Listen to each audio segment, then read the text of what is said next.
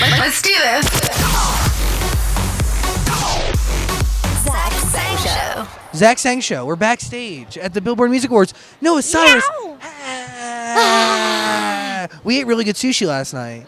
Yes, but mine was a little tough, remember? Like, I was a little sketched out by my sushi. Yeah. And you ate half of my eaten piece It of was fish. the closest we've ever been, and I think we might ever be. Yes, for sure.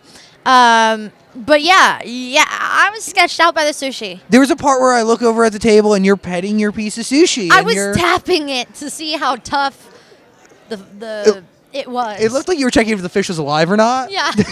Definitely dead. It made me sad. I was like, this is really tough. It felt weird. Well, now we have a real plan. You're going to come and do the show, like the real show. You're going to come to the studio. We're going to get a sushi chef. And we're going to have, we're going to do an interview over food. Yes. He'll come and roll it for us. I love food, Live and I love fresh. you, so it's perfect. Thank you. Team is your record right now with Max Schneider. Yes. It is, it's a beautiful song. Thank you so much. You told the story here briefly. Your grandparents are on the cover. It's real life. Yeah. Can you tell me the story on how that record really came to be? Yeah, I mean, I wrote the record in the studio, and it's for somebody really, really important to me. And I had a bit of, a normal, just a normal life argument with them. It wasn't anything serious or anything like that, but at the end we were like, okay, I love you, have a good day, you know what I mean? Like, I'll be back later, have a good day, I love you so much, I'm on your team. Because the love's consistent. Yeah, love's consistent, and love's unconditional no matter what. And so when it's the right person, though,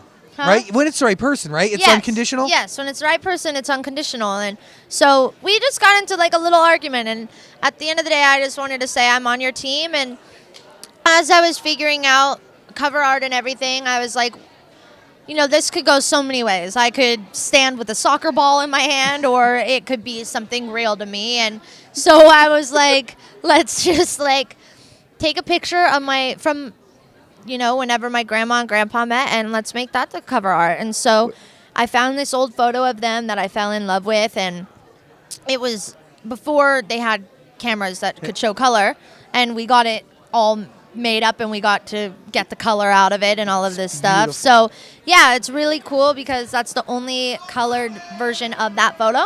Yeah. And what was your grandma's reaction when you showed her? I have a video on my Instagram, and she said, "This suits us so well.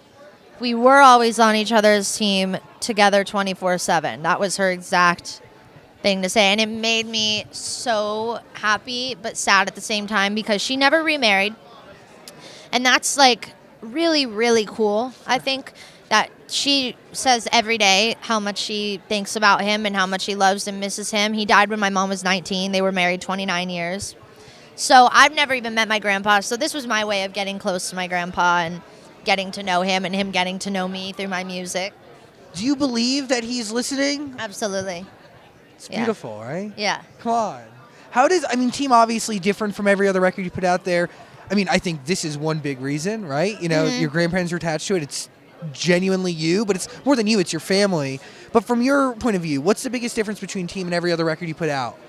This is definitely a more raw situation. It's all acoustic, and it's really, really honest. It's one of the most honest songs I put out, besides maybe, all of the songs that I put out that are really, really close to me would be Make Me Cry, Again, Almost Famous, and Team. And those are really personal records to me. And this will be on this new project I'm about to put out that I can't really talk about, but there's a few songs on there kind of like Team that are a little more raw and acoustic that I'm really excited for people to hear. I've heard really good things. I'm friends with a guy named Sam Fisher.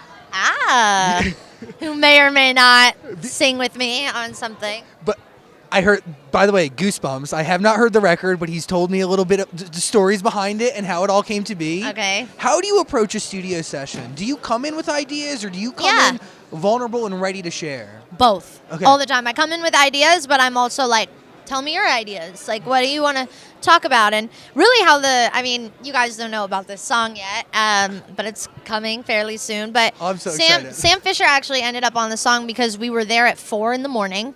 and we were recording my vocals after, we wrote the lyrics and everything. And then Jenna Andrews and I were up just singing my vocals and working on harmonies. And I was like, we should get a male vocal on this just to do harmonies and make it sound like a church choir. She was like, oh, I have the perfect guy. And he came through, and we did this at like 4 a.m. And it's my favorite song probably on the whatever. Nothing's coming out.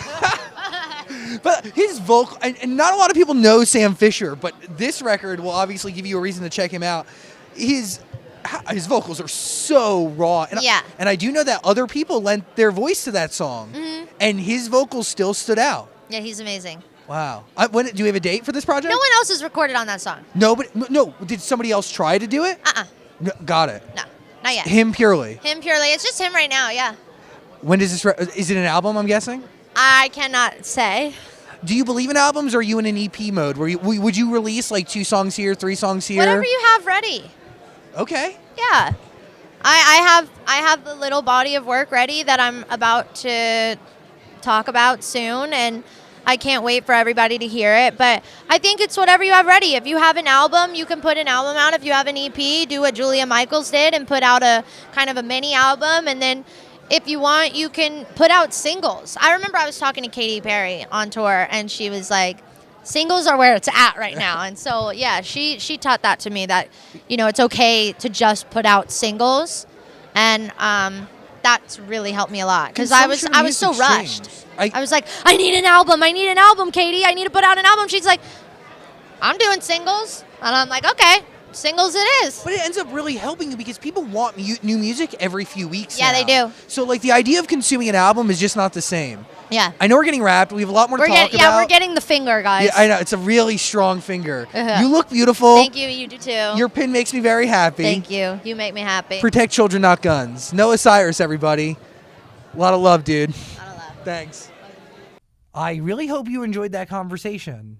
If you did, please subscribe, and also check out our podcast. There's a link in the description, and also comment and like and do things. Other interviews are on the screen somewhere, so click them. Thanks for watching.